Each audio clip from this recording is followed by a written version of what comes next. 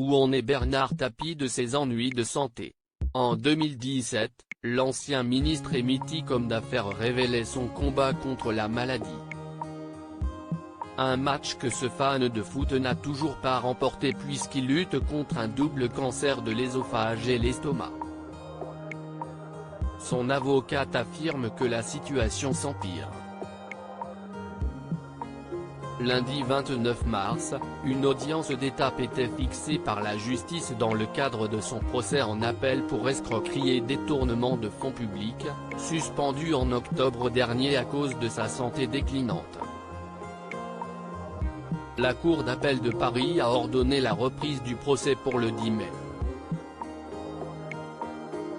Bernard Tapie est déterminé à venir aux audiences prévues au mois de mai, a clamé son avocate Julia Minkowski, l'épouse de Benjamin Griveaux, qui collabore avec Hervé Temim.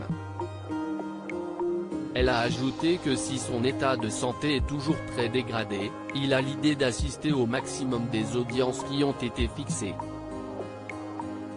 Une quinzaine de dates ont été actées par justice.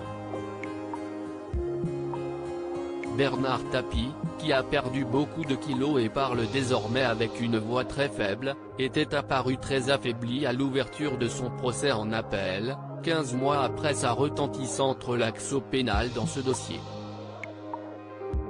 L'arbitrage qui lui avait octroyé la somme colossale de 403 millions d'euros en 2008 pour solder son vieux litige avec le Crédit Lyonnais lors de la revente d'Adidas a définitivement été annulé au civil pour fraude et Bernard Tapie a été condamné à restituer les millions perçus, souligne l'AFP.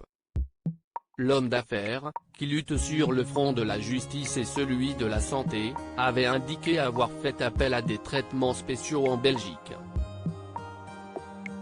Hospitalisé chez nos voisins pour devenir le cobaye d'un nouveau traitement expérimental à base d'immunothérapie, on avait ensuite appris qu'il était soigné à l'Institut Gustave Roussy, un établissement spécialisé dans la lutte contre le cancer. Si on ne l'avait pas mis en route, je ne serais certainement plus là pour vous en parler. Oui, je serais mort sans ça, confiait-il à Paris Match en août 2020.